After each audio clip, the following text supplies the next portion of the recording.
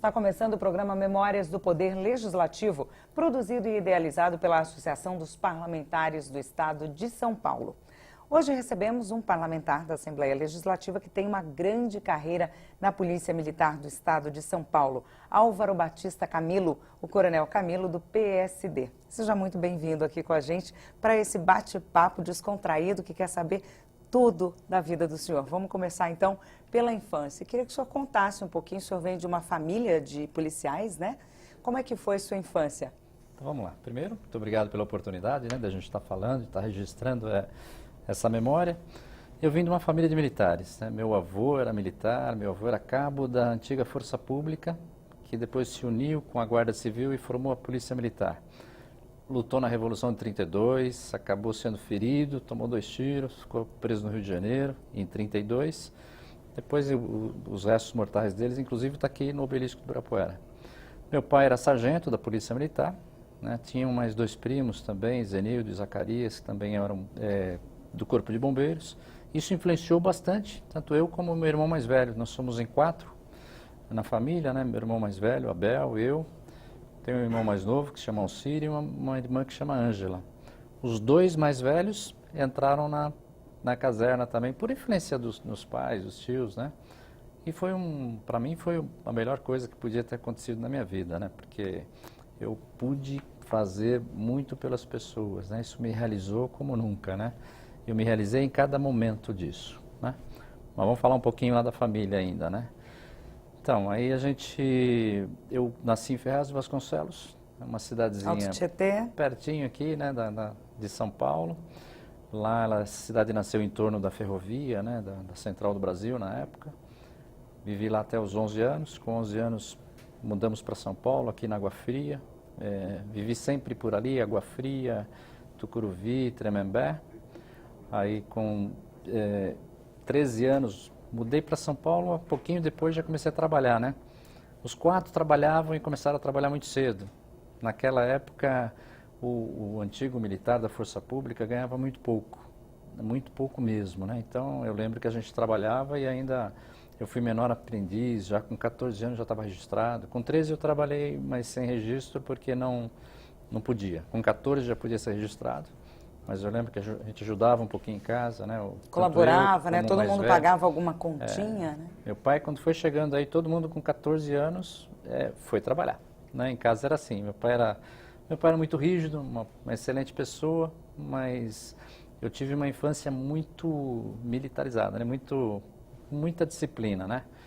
Exemplo, todos os dias da semana era só estudo e trabalho, né? Brincar, né, jogar bola, jogar taco, qualquer coisa, era final de semana só. Durante a semana era até cortado. os 12 anos eu tive meu cabelo cortado, que a gente chama 4-0, né? Ele era raspado ao lado, só ficava uma rodelinha em cima aí, né? Meu pai cortava o nosso cabelo em casa, até por causa das dificuldades financeiras, né?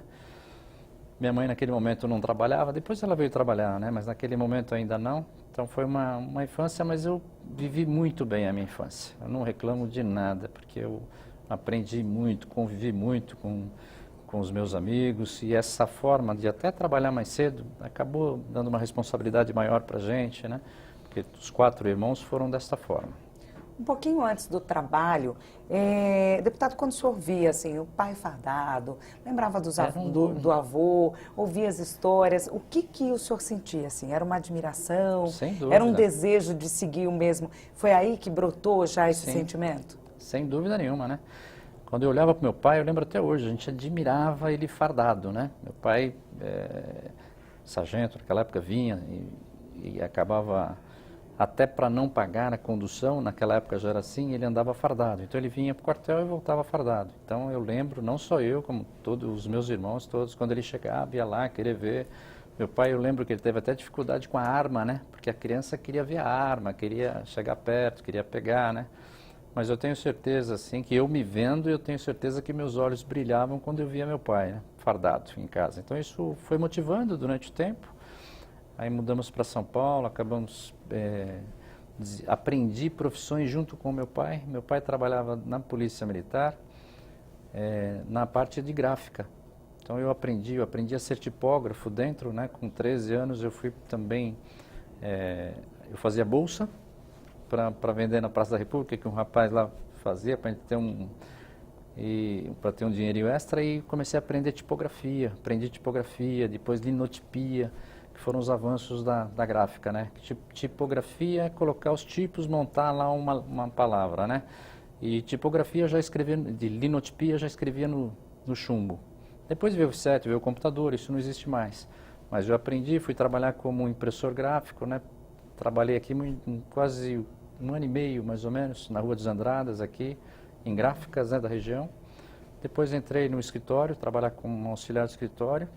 E com 17 anos aí eu prestei o exame para a Academia do Barro Branco e entrei na academia em 1978 para 79, né? Na realidade, o exame foi em 78, mas eu fui admitido em 79. O irmão mais velho também já estava trilhando esse caminho. O irmão mais velho já estava 2 anos na frente. Ele já tinha entrado na polícia, ele entrou um pouco mais cedo. E na Academia do Barro Branco existia o curso preparatório e o curso de formação. Ele entrou no preparatório, então ele fez 5 anos. 2 anos de colégio, 3 de formação. Eu fiz o colégio fora, entrei com 17 anos, ele entrou com 15 anos, meu irmão. Eu entrei com 17 e fiz o colégio fora, depois eu entrei na Polícia Militar. Então ele tinha 2 anos na frente, né?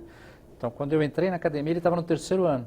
Né? Então eu brinco que eu fui bicho dele, né? Porque ele era o veterano naquela época que eu entrei. Ele passou trote, deputado? Passou. Ele me protegeu, né? Porque academia... O irmão mais velho protege. Sempre protege, né? Sempre família. Mas foram momentos muito bons na minha vida. Eu acho que uma das melhores coisas que aconteceu foi ter entrado na Academia do Barro Branco. Vamos falar um pouquinho dessa experiência? Sim. Do ensino, na verdade, assim, não só o ensino de profissão, mas é um momento em que o cidadão está se formando, né? Com 17 anos ali já está se formando todas as opiniões, todos os valores, né? Enfim, vamos falar um pouquinho dessa experiência? Então, olha, para mim foi fantástico, porque a formação que se dá na Academia do Barro Branco é, assim, acho que todo pai gostaria que um filho tivesse essa formação. São 3 anos em que você aprende a respeitar as pessoas. Isso é o fundamental. Você aprende lá sobre os símbolos nacionais, sobre o hino, você aprende todos os hinos. Nós aprendemos, inclusive, quando vinham visitas externas, né? Então eu aprendi a cantar o hino do Chile, aprendi a cantar a Marselhesa, né? Até sem saber exatamente o que significavam as palavras, né? Mas vinha a visita do cônsul japonês, né? Todo mundo ia cantar o hino japonês, era muito interessante. Mas o mais importante, a gente aprendeu a respeitar, a conviver com as pessoas, era internato, até hoje é internato, né? Os alunos entram, naquela época entrava no domingo à noite e saía na sexta-feira ao meio-dia. Hoje entra todo dia de manhã, né? É permitido até para aqueles que são casados também sair à noite, né? E em alguns momentos a academia também já está permitindo que à noite vá para a residência. Mas naquela época não, ficava 24 horas lá. Se você andasse certinho, não tivesse problema nenhum, você saía final de semana. Se não, você tinha o LC, que chamava, que é licenciamento cassado. Mas o mais importante, né? O exemplo dos professores, tinham professores externos, inclusive, bons professores, e ali se formava o caráter, né? Ali, acho que eu fui forjado neste meio, isso eu acho muito importante, de hierarquia, de disciplina, mas não no sentido que as pessoas pejorativamente falam em autoritarismo, em coisas autoritárias, nada disso. Lá é calcado no respeito, né? No sentimento de dever, de honra, mas interno. A gente chama de disciplina consciente.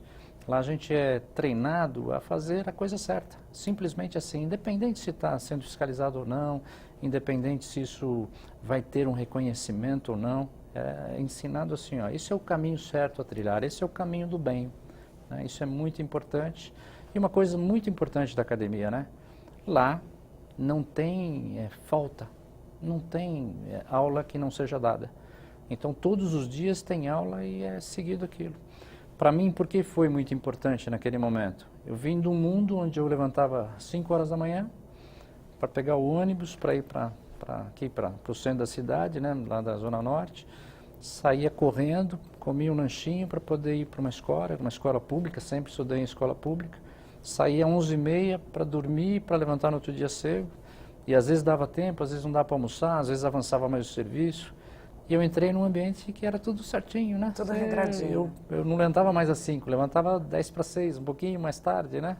E tinha horário para você fazer educação física, tinha horário para você comer, horário para você dormir. 10 horas da noite apagam-se as luzes todas da academia, que é o horário do silêncio.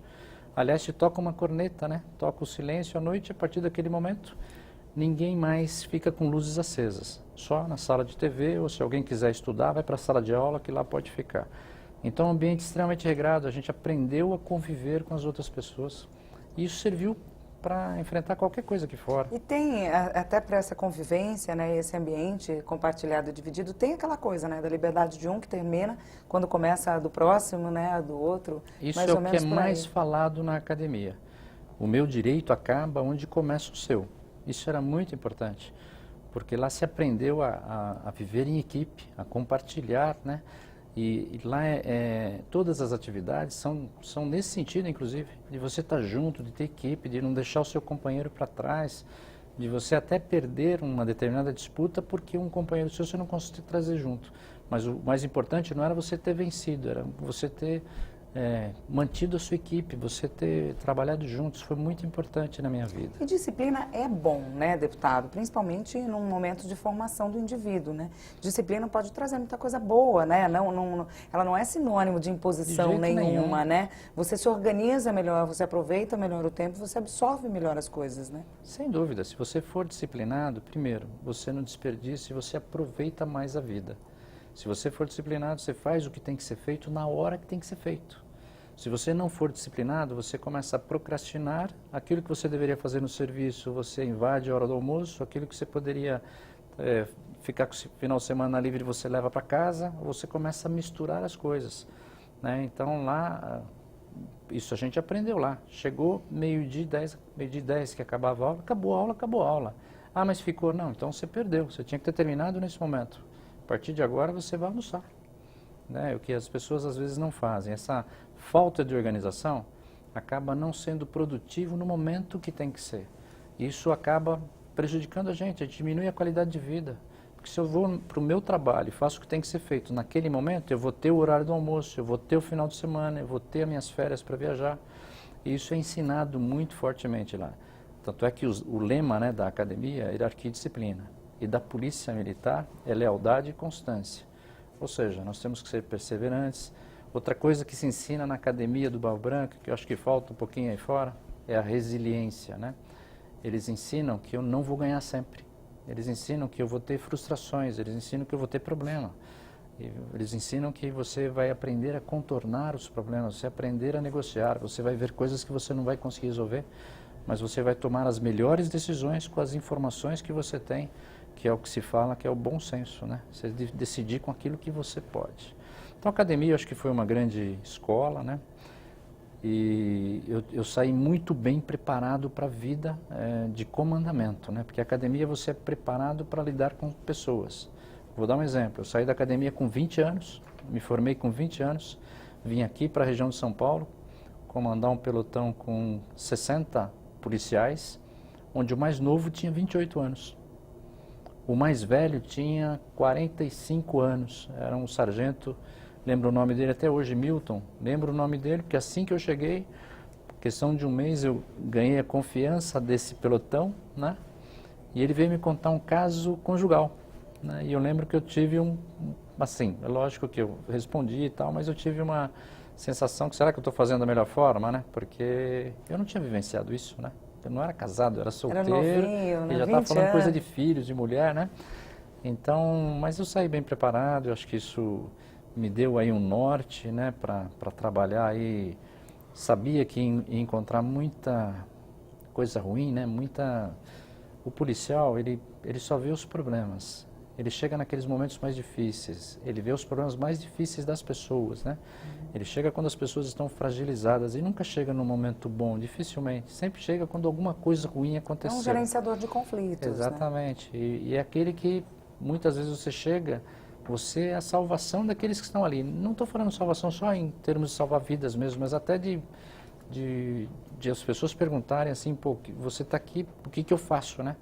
Vou dar exemplos. Às vezes eu cheguei em algumas situações em que o médico estava envolvido no acidente e tinha uma pessoa que precisava fazer um torniquete porque tinha tido uma fratura exposta e ele perguntava para mim, o que eu vou fazer? Eu falei, não, você pega um cinto, faz aqui, passa um torniquete aqui, você faz um tamponamento ali, que tinha um outro que tinha um problema uma lesão, foi um acidente de carro, né? Então você acaba nessa hora, você direciona isso, porque as pessoas às vezes, eu tenho certeza que o médico sabia mais do que Mas eu. o emocional às Mas vezes naquele momento domina, tira né? fora. Não teve esse preparo, né? Então, Para agir nesses momentos, né? e assim eu fui sendo preparado dentro da polícia, assim eu fui subindo na carreira.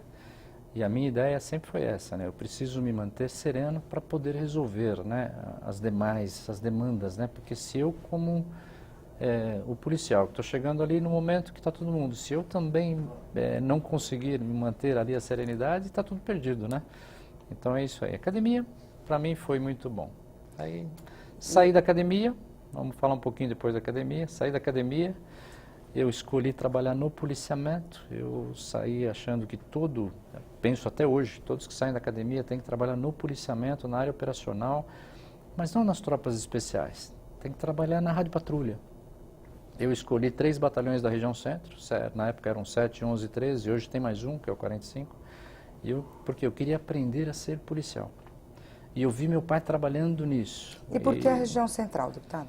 A região central, porque a região central, todos assim não queriam muito vir para a região central, porque ela é uma região onde acontecia de tudo, e até hoje acontece de tudo. É uma região onde a diversidade é muito grande. Você está socorrendo um juiz durante o dia por um acidente de carro, por algum problema, ou por um caso no seu condomínio. Daqui a pouco você está atendendo um drogado, um morador de rua, daqui a pouco você está trabalhando com a travesti, daqui a pouco você está trabalhando, né? Ou seja, você vê todos os lados do que é fazer policiamento, né, no estado de São Paulo. Então a minha visão era aprender, eu achava que eu tinha que aprender a prática, né? Hoje a academia está até melhor nisso, porque ela tem estágios. Naquela época eu não tinha o estágio como tem hoje. Mas agora os alunos saem fazer estágios. Naquela época a gente vinha e depois ficava um tempo ainda estagiando nas unidades. Então eu escolhi porque eu queria ser rádio patrulha, mesmo porque tive bons instrutores nessa área e me identifiquei com isso. Acho que a rádio patrulha é muito bonito ser do bombeiro, que você salva bastante vidas, é muito bom ser do grupamento aéreo, é muito bom ser do choque, do trânsito. Mas aquele que faz a diferença na vida das pessoas, ou o que mais faz, todos fazem, mas o que mais faz é o patrulheiro. É aquele que chega quando você diz que não avisaram. Esse é o que merece o maior reconhecimento de todos, né? Eu sempre procurei fazer isso também quando comandei a PM, mas é o patrulheiro, é aquele que está no dia a dia, é aquele que está vendo tudo o que está acontecendo, né? É aquele que não está indo para uma coisa que ele sabe mais ou menos o que é. O bombeiro vai para um lugar, ele sabe mais ou menos o que é. O patrulheiro não, ele se depara com o problema, né? Ele não sabe o que está acontecendo e quando ele chega. Muitas vezes a ocorrência que é irradiada não é o que acontece com ele. É o primeiro a chegar. É o primeiro, vou dar um exemplo. Eu saí em 82, eu fui chamado por uma ocorrência de briga de família num apartamento da Avenida Angélica. Quando eu cheguei, perguntei inclusive para o porteiro, está tudo em ordem, está tudo em ordem. Subimos no 12º andar, 9 reféns, 3 marginais, me receberam a tiros, houve uma troca intensa de tiros, acabei baleando 2, um foi pego depois, né? Mas assim, a gente não estava preparado, era uma briga de família, porque a filha estava falando com o pai, quando os ladrões invadiram o apartamento, falaram que ele ligava depois, desligou, a filha ligou para o Copom, tentou explicar que estava brigando com o pai e isso ficou. Então, muitas vezes o patrulheiro, ele não sabe o que vai acontecer, ele tem que estar preparado. Para tudo. Ele tem que estar ali esperto, astuto, senão ele acaba morrendo, né? Que foi o caso aconteceu comigo. Naquela época não tinha colete, o revólver era um revólver 38, você ainda deixava uma das câmeras vazia, porque o revólver era ruim, se ele caísse no chão ele disparava. Então aquele tambor que ficava no cano, a câmera do cano, você deixava vazia para não acontecer isso. Então tinha muita dificuldade. Eu quis aprender a ser policial. E foi aí que eu aprendi com grandes homens que até hoje eu reconheço o valor dessas pessoas. Eu, por exemplo, nesta ocorrência, eu não tive a minha vida ceifada por causa de um sargento. Ele falou, tenente, está tudo em ordem, mas vamos nos preparar que a gente não sabe exatamente o que está lá. Porque eu estava indo totalmente despreparado, nem o meu revólver do coldre eu tinha tirado. E se eu chegasse desse jeito, né, dentro do apartamento, e quando a gente abriu a porta do apartamento, fomos recebidos a tiros, valeu a palavra que ele me falou no caminho, né, a experiência dele. Então são grandes homens, grandes mulheres, e eu queria aprender. Então fui para a região centro. E aprendeu? Aprendi. Aí fiquei lá 2 anos, depois um ano e pouco, mais ou menos, veio o concurso para o bombeiro. Eu gostava, meu irmão tinha ido para o bombeiro, tinha tios no bombeiro, aí eu quis ir para o bombeiro, prestei um concurso, aí escolhi também trabalhar na região centro. Esse bombeiro que fica ali na Barão de Piracicaba, até hoje tem. E eu fui trabalhar no Corpo de Bombeiros. Aí aprendi tudo que era de bombeiro, um dos melhores momentos também da vida ali, porque o bombeiro é muito gratificante. A rádio patrulha nem sempre. A rádio patrulha você é muito criticado, porque como policial você vai resolver um conflito. Um dos lados não vai ficar contente satisfeito com você. Então, o bombeiro não. O bombeiro vai sempre ajudar, né? Ele vai ser sempre o anjo. Vai ser sempre o anjo, em qualquer situação. Então foi muito bem nesse aspecto aí. Trabalhei no bombeiro por 3 anos. Aí depois recebi um convite para ir para a área de tecnologia. Gostava muito da área de tecnologia. Me especializei na área de tecnologia. Foram várias capacitações, né, deputado? Sim. A polícia te dá muita opção, desde que você queira progredir. A polícia é uma mãe, que a gente fala. Além de te custear todos os estudos, né? Porque o jovem entra na polícia, já entra ganhando para fazer academia. Se ele vai fazer o curso de soldados, ele ganha para fazer o curso de soldado. Vai fazer o curso de sargento, ele é colocado em sala de aula e continua recebendo. Você vai fazer o mestrado, a academia do Barro Branco, o policial vai fazer academia, é sargento, ele continua recebendo como sargento. Ele depois vai fazer o mestrado e o doutorado, que são 2 cursos que tem na polícia para os oficiais. Ele fica 6 meses hoje afastado, depois desenvolve uma dissertação ou uma tese, ele continua ganhando. Fora isso, a polícia te dá uma série de oportunidades, né, de ir para a área de tecnologia, para o trânsito, para a parte do choque, por exemplo, né, rodoviária, ambiental, bombeiro. Então basta você se desenvolver, é lógico, querer e, lógico, ser perseverante. Não é na primeira vez que você consegue ir.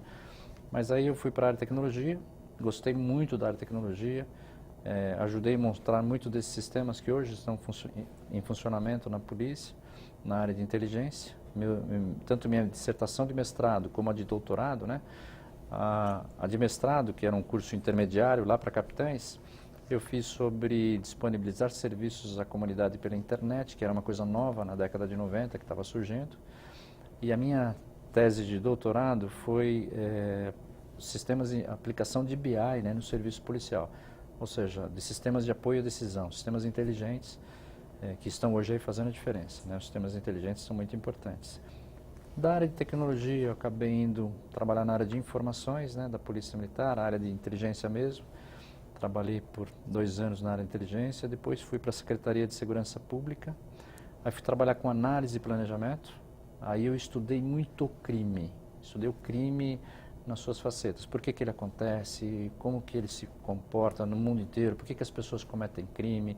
E dá para traçar esse perfil, deputado? Dá para diagnosticar, né, desenhar um crime? Dá para desenhar e às vezes a área de estudo traz muito, né? Traz muito, né? Por exemplo, os grandes países que conseguiram diminuir a criminalidade foi baseado em estudos, né? Aliás, esse mestrado... São serviços de inteligência. Serviços de inteligência. Você precisa se adiantar e saber, está sempre um passo à frente, né? Vou dar um exemplo, né? Esse mestrado e doutorado, essas dissertações e essas teses mudaram a vida da polícia. Por exemplo, esses programas de força tática, programas de rádio patrulha, programas de bombeiro, o serviço de resgate, foram frutos de estudos feitos nessas cadeiras, nesses bancos escolares. E eu estudei bastante o crime na Secretaria de Segurança Pública e o fenômeno, por que ele acontece. E 60% dele a gente aprendeu que é o crime de oportunidade. Então, a gente acabou estudando as teorias do crime, eu tive um contato muito forte com a área acadêmica. Aí eu fiz até um MBA em Tecnologia de Informação, separado, né? Tinha feito administração de empresas também fora da polícia e fui me preparando, né, para fazer uma gestão de uma unidade de polícia, uma área de polícia que eu futuramente iria comandar, né? Foram especializações em áreas diferentes e que no final elas todas se abraçaram, né, deputado? Sim, sim. Estudar sempre é importante, sempre incentivo a todos, né? Aqueles que por acaso estão nos assistindo aí, só para saber, acabei de me formar em Direito agora, né? Como deputado eu estava sentando aí nos bancos escolares estudando o que eu não tinha feito. Eu tinha feito administração de empresa, né? administração de empresas, depois eu fiz cursos na área de gestão de segurança pública, na área de análise de sistemas, e fiz um MBA de tecnologia da informação, mas não tinha terminado direito ainda. Eu tinha começado lá como aspirante, meu horário não dava certo, acabei largando e agora que eu terminei. Então, estudar é sempre importante. Conhecimento ninguém tira, né, deputado? Ninguém tira. E você se aperfeiçoa, você vê o mundo diferente quando você estuda, né? Cada coisa que passar pela sua mão, aquilo que você puder conhecer, às vezes a gente acha até que, mas eu não vou aproveitar isso, sempre aproveito, o estudo sempre é bem-vindo, né?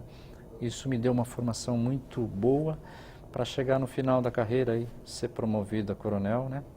E chegar até ser o comando da instituição, ser comandante-geral. Deputado, vamos fazer uma consideraçãozinha final sobre esse período na polícia? Bom. Pode falar alguma coisa, deixar alguma mensagem? Então, vamos lá. Com relação à polícia, né?